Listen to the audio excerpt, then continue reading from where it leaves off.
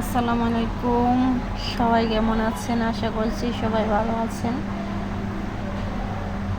তো আজকে আপনাদের সাথে আজকে কি রান্না করলাম সেটাই শেয়ার করতেছি। তো আজকে রান্না করছি হলো শাপলা দিয়ে চিংড়ি মাছ।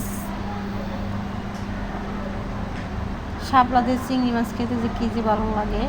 তো সিজনের প্রথম আজকে শাপলা রান্না করলাম, যেহেতু বর্ষাকাল এখন শাপলা পাওয়া যায় বাজারে, এই জন্য নিয়ে আসছে। তো শাপলাগুলো কেটে রেডি করে নিয়েছি। এখন এইগুলো একটু ফাঁক দিয়ে নেব। আর রান্না করতে করতে আপনাদের সাথে একটা কথা বলে রাখি, যদি আপনাদের ভালো লাগে অবশ্যই চ্যানেলটাকে সাবস্ক্রাইব করে রাখবেন, যাতে পরবর্তী ভিডিও আপলোড করার সাথে সাথে আপনাদের কাছে চলে যায়। আর ভালো লাগলে অবশ্যই চ্যানেলটাকে লাইক এবং একটা কমেন্ট করবেন। তো যাই হোক, এই শাপলাটা দেখেন এই শাপলার ভিতর থেকে কতটা ময়লা বের হয়েছে, আর হচ্ছে শাপলার গছটা বের হয়েছে। তো এখন এটা আমি ফাঁক দিয়ে নিলাম। এখন একটা ঝুড়ির মধ্যে জাফির মধ্যে ঢেলে নিচ্ছি। এখন ভালো করে ধুয়ে নেব। একদম আমি ভালো করে সিদ্ধ করে নিচ্ছি। আর এখন ধুয়ে নিচ্ছি ঠান্ডা পানি দিয়ে।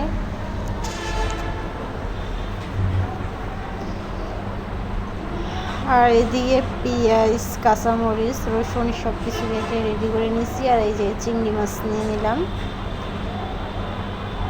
পেঁয়াজ, কাঁচামরিচ সব কিছুই কিন্তু রেডি আমার। এখন রান্না করতে চলে যাব। কড়াই বসিয়ে দিয়েছি চুলার মধ্যে। এখন রান্না শুরু করে দেব। বর্ষাকালে কিন্তু অনেক শাপলা পাওয়া যায়, আর বর্ষাকালে কিন্তু এই শাপলার তরকারি চিংড়ি মাছ দিয়ে রান্না করলে কিন্তু অনেক ভালো লাগে। যেহেতু এগুলো বর্ষাকালেই পাওয়া যায়, এই জন্য বর্ষাকালেই তো মানুষে খায়।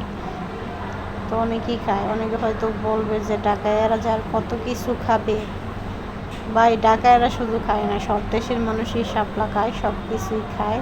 নাম হয় শুধু ডাকাইয়ারা যা পায় তাই খায়। তো যাই হোক, এখন চিংড়িটা দিয়ে দিলাম পেঁয়াজ, রসুন, কাঁচামরিচের সাথে। এখন ভেজে নিচ্ছি। চিংড়ি মাছ বেশি ভাজতে শক্ত হয়ে যায়, এই জন্য হালকা একটু ভেজে নিচ্ছি এটার মধ্যে দিয়ে।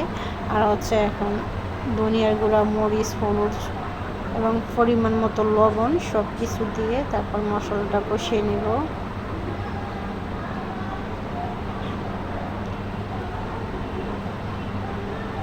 আর অনেকে কিন্তু শাপলা রান্না করলে হয়তো ভালো করে সিদ্ধ হয় না বা শক্ত হয়ে থাকে। আমার কিন্তু এরকম হয় না। আমি শাপলা রান্না করলে একদম গলে যায়। আমি কিন্তু খুব ভালো করে ফাঁক দিয়ে নিয়েছি, নিয়ে শাপলার কষটা ফেলে দিয়েছি। এখন আর শাপলা থেকে কোনো গন্ধ আসবে না। অনেকে বলে যে লাল শাপলা গন্ধ আসে, লাল শাপলা কিন্তু একেবারেই গন্ধ আসে না ভালো করে ফাঁক দিয়ে নিলে। যাই হোক, এখন মশলাটা কষিয়ে নিচ্ছি ভালো করে।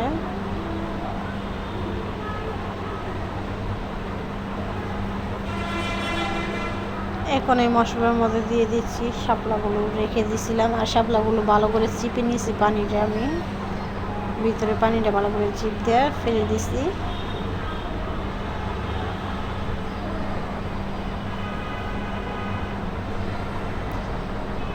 এখন এইভাবেই থাকবে, আমি এভাবেই কষিয়ে নেব। ঢাকনা দিয়ে এখন ঘুরে দেব।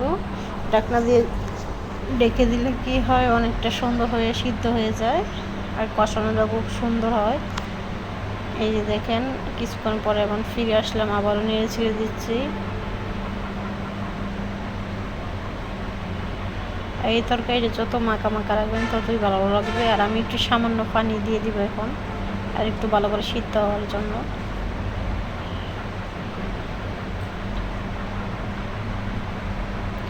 চিংড়ি মাছটা কিন্তু সবচেয়ে বেশি চিংড়ি মাছ দিয়ে শাপলা আমার কাছে ভালো লাগে।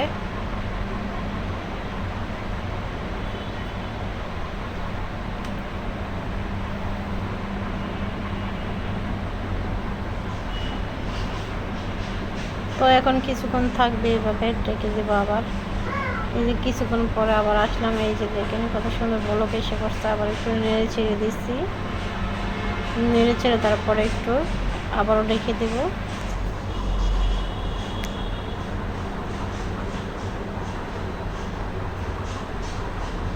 একদম কিন্তু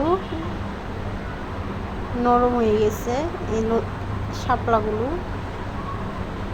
এই যে এখন তরকারিটা ঠান্ডা হয়ে গেছে, এখন আমি একটু আপনাদেরকে পরিবেশন করে দেখাবো, মানে একটা পাত্রের মধ্যে ঢেলে দেবো, ঢেলে দেখাবো কতটা সুন্দর হয়েছে। ঠান্ডা হলে কিন্তু এটা আরও সুন্দর দেখা যাবে, একদম লাল হয়ে যাবে তরকারির কালারটা। এই যে দেখেন কতটা সুন্দর লোভনীয় হয়েছে, কি যে ভালো লাগছিল, অনেক মজা হয়েছিল কিন্তু তরকারিটা। এই তো আমার শাপলা তরকারি রেডি, মাশাআল্লাহ অনেকটা সুন্দর হয়েছে, খেতেও কিন্তু অসম্ভব মজা হয়েছে।